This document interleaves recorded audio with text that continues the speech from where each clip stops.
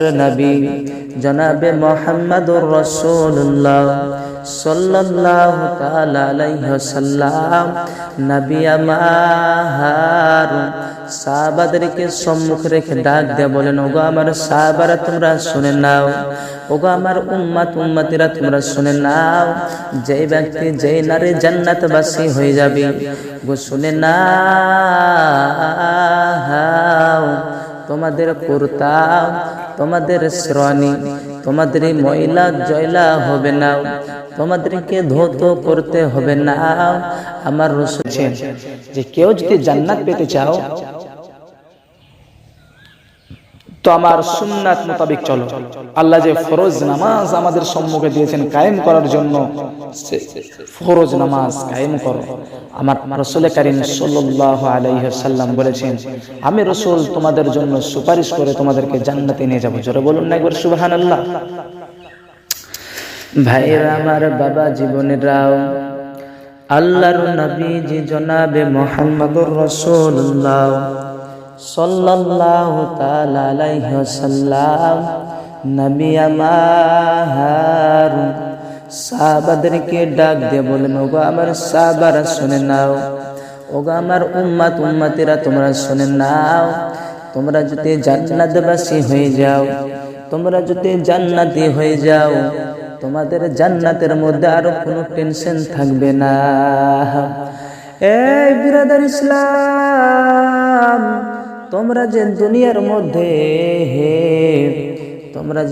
মধ্যে খাওয়া দাওয়া করে তোমরা পায়খানা ফেরো, হজম করে তোমরা বাথরুমে চলে যাও, আমার রাসূল কারীম সাল্লাল্লাহু আলাইহি ওয়াসাল্লাম বলেছেন যে তোমরা জান্নাতে যখন থাকবা, তোমরা এত খাওয়া দাওয়ার পরে তোমাদের হজম তো দূরের কথা, তোমাদেরকে বাথরুম করতে হবে না।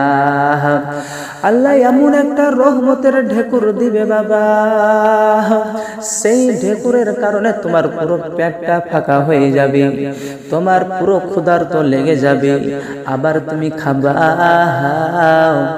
আল্লাহর রাসূল সাল্লাল্লাহু আলাইহি ওয়াসাল্লাম বলেছেন, আরো বলেছেন যে ওগো আমার সাহাবারা তোমরা শুনে নাও, ওগো আমার উম্মতিরা তোমরা শুনে নাও, তোমরা যে দুনিয়ার মধ্যে তোমরা গোসল করো, তোমরা দুনিয়ার মধ্যে একদিন দুদিন তিন দিন গোসল না করলে যেমন শরীর ভালো করে নাও, ওগো আমার ভাইয়েরা, ওগো আমার সাহাবারা তোমরা শুনে নাও, ওগো আমার উম্মতিরা তোমরা শুনে নাও। আমার রাসূল কারীম সাল্লাল্লাহু আলাইহি ওয়াসাল্লাম বলেন, কিয়ামতের ময়দানে হাজার হাজার বছর ধরে তোমাকে গোসল করতে হবে না। বাপজি আমার সোনা লালেরা, আল্লাহ রাসূল সাল্লাল্লাহু আলাইহি ওয়াসাল্লাম বলেছে, ওগো আমার সাহাবারা তোমরা শুনে নাও, তোমরা দুনিয়ার মধ্যে কোন মানুষ যদি একদিন থেকে 3 দিন যদি গোসল না করে থাকে তার ভালো লাগে না, কিন্তু যেই ব্যক্তি জান্নাতি হয়ে যাবে সে ব্যক্তিকে কিয়ামতের ময়দানে একদিন কেন, সে হাজার হাজার বছর ধরে যদি গোসল না করে তাও কোনো যায় আসে না, তার গোসল করতে হবে না। শুধু এই নয়, আমরা দুনিয়ার মধ্যে যে একটা পোশাক পরিধান করি, আমরা পোশাক পরি, সেই পোশাকটা আমাদেরকে কাচতে হয়, ধৌত করতে হয়, সেই কাপড় আল্লাহ রাসূল সাল্লাল্লাহু আলাইহি ওয়াসাল্লাম বলেছেন কিয়ামতের ময়দানে সেই কাপড়ও ময়লা হবে না, এবং জান্নাতের মধ্যে সেই কাপড়ও ময়লা হবে না, সে কাপড় ধুতে করতে হবে না।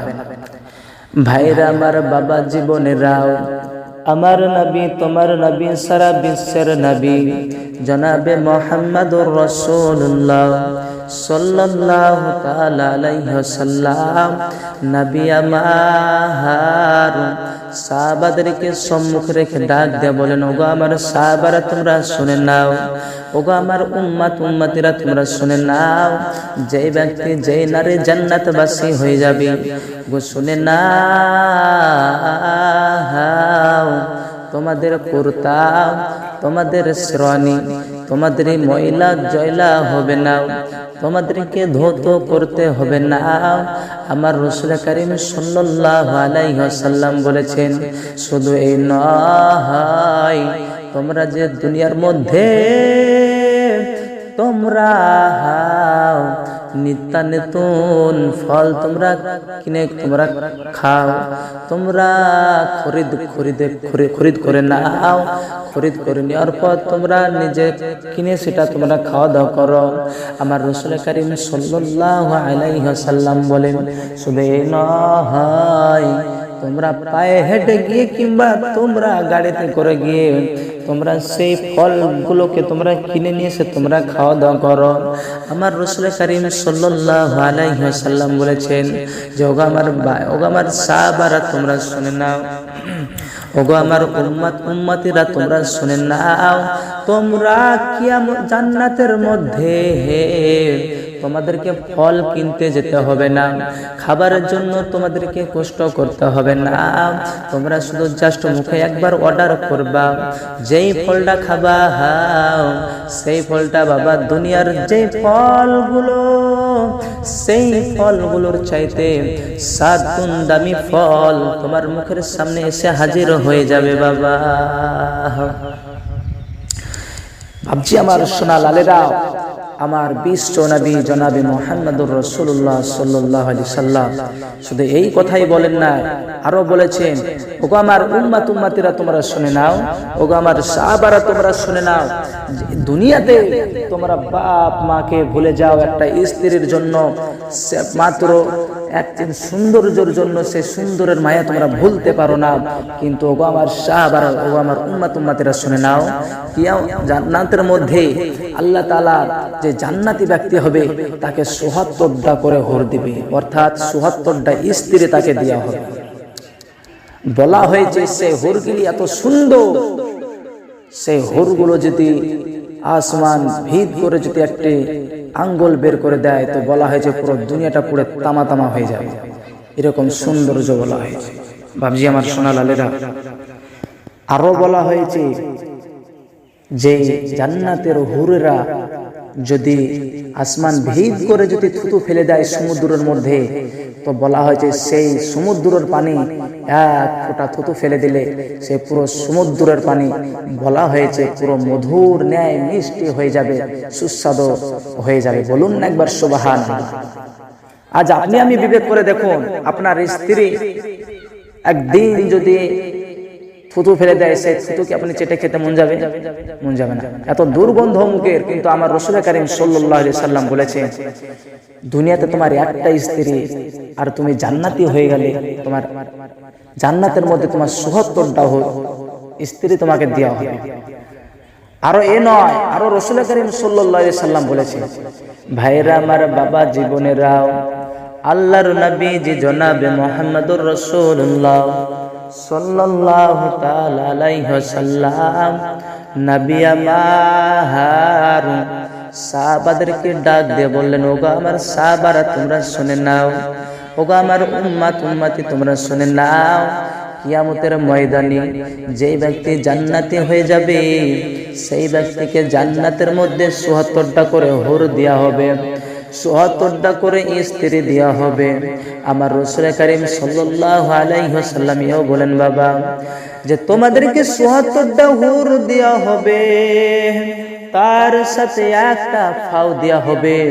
ওই একটা হলো কি, দুনিয়ার মধ্যে তোমার স্ত্রী ছিল, ওই স্ত্রীর বদলে তোমার একটা হুর দেওয়া হবে।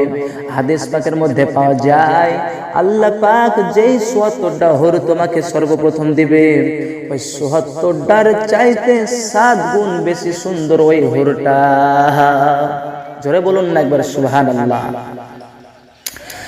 বাপজি আমার সোনা লালেরা,